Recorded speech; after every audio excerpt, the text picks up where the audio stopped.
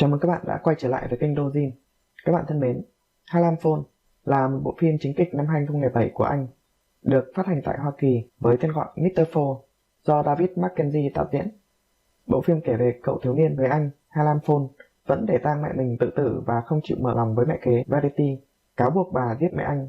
Ha Lam chạy đến Edinburgh và gặp Kate, một người quản lý trong một khách sạn, người đã cho anh ta một công việc.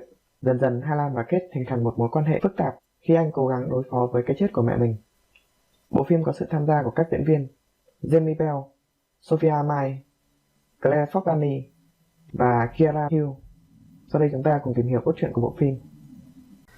Ha Lam Phone là một thiếu niên cô đơn sống trong khu đất rộng lớn của cha mình gần Peeble. Sở thích của anh ấy là theo dõi người khác từ ngôi nhà trên cây của anh ấy.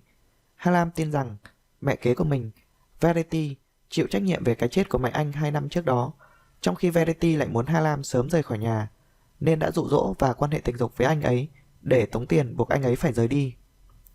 Ha Lam chuyển đến Edinburgh và gặp Kate, quản trị viên của khách sạn Balmoral, nằm ở trung tâm thành phố. Thấy Kate mang một nét rất giống người mẹ quá cố của mình, anh ta thuyết phục cô cho anh ta một công việc như một người khuân vác và coi nhà của mình là trong tháp đồng hồ của khách sạn, vì nó có vị trí thuận lợi để anh ta có thể theo dõi cô. Anh ta cũng theo dõi Kate qua cửa sổ trần trên mái nhà của cô. Nhờ đó, Ha Lam biết rằng một nhân viên khách sạn cao cấp khác, Alatze, đang có quan hệ ngoài hôn nhân với Kate. Alatze sau đó cũng phát hiện ra sự theo dõi của Ha Lam trong tháp đồng hồ và báo cho Kate biết. Khi Kate biết Ha Lam theo dõi mình, cô trừng phạt Ha Lam bằng cách bắt anh ta khỏa thân và giải thích cho cô ấy lý do tại sao anh ta làm gián điệp. Ha Lam tiết lộ tình yêu của mình dành cho người mẹ quá cố của mình. Điều này có vẻ khiến Kate bị mê hoặc, vì cô ấy thích những kẻ đáng sợ. Cô ấy mặc chiếc váy mà Ha Lam vẫn giữ mà từng là của mẹ anh ấy. Khi Ha Lam nhìn thấy cô ấy, anh ấy đã khóc và họ chìm vào giấc ngủ cùng nhau.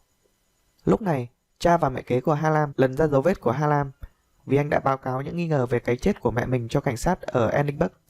Lòng căm thù của Ha Lam đối với Verity đã tiêu diệt anh ta hoàn toàn và anh ta cố gắng dìm cô xuống hồ ở gần nhà của cha mình, nhưng sau đó lại cứu sống cô ấy. Anh ta nhận ra rằng sự tức giận của anh ta thực sự là với mẹ anh ta vì đã bỏ rơi anh ta. Khoảnh khắc xúc động này giúp anh ấy lần đầu tiên bước tiếp, và bộ phim kết thúc với cảnh anh ấy hạnh phúc và mãn nguyện khi đi dạo trên đường phố Edinburgh. Ha Lam Phone được công chiếu lần đầu tiên tại Liên hoan phim Berlin vào ngày 16 tháng 2 năm 2007 và tranh giải gấu vàng cho phim hay nhất. Chất lượng âm thanh khá tốt, cộng thêm một số bản nhạc của ban nhạc hàng đầu Frank Ferdinand giúp bộ phim giành giải gấu bạc cho âm nhạc hay nhất. Màn trình diễn của các diễn viên là rất ấn tượng. Jamie Bell thể hiện rất thành công nhân vật Ha Lam Phone, một thiếu niên rất bất thường, hiếu động. Sau một cuộc trao đổi chóng vánh với người tình danh ma khác biệt của cha mình, Ha Lam Phone nhảy tàu và đến thành phố lớn, nơi anh nhanh chóng bị ám ảnh bởi một người phụ nữ xa lạ giống mẹ mình và đấu tranh với sự mất mát trong trắng và căng thẳng của tuổi mới lớn. Nhưng sau khi phát triển mối quan hệ với người lạ, bộ phim trở nên trùng xuống và mất đi sự thú vị khi cốt truyện trở nên nhạt nhẽo và trở nên khó lường. Cô gái là Kate do Sophia Mai thủ vai. Những gì Mai làm là đóng vai trò như một đồng xu hai mặt. Một vai có lẽ sẽ không phù hợp với khán giả nữ, nhưng lại gợi lên sự chuyên nghiệp khi làm việc.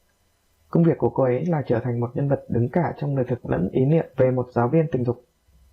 Có một sự lãng mạn thật sự trong bộ phim này, làm cho nó trở thành một bộ phim hẹn hò hay, làm cho bộ phim không thể đoán trước. Sức hấp dẫn của bộ phim này là ở lời thoại dí dỏm, sự thông minh bất thường của Ha Lam và quyết tâm đối mặt với những vấn đề của chính mình. Mặc dù hành động của anh ấy sẽ có phần rùng rợn ở một người lớn tuổi hoặc kém duyên dáng, bạn có thể thông cảm cho anh ấy và hy vọng rằng anh ấy bằng cách nào đó có thể đương đầu với cuộc sống ở thành phố lớn.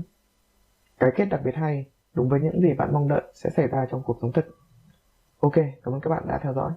Tạm biệt và hẹn gặp lại các bạn trong các video tiếp theo.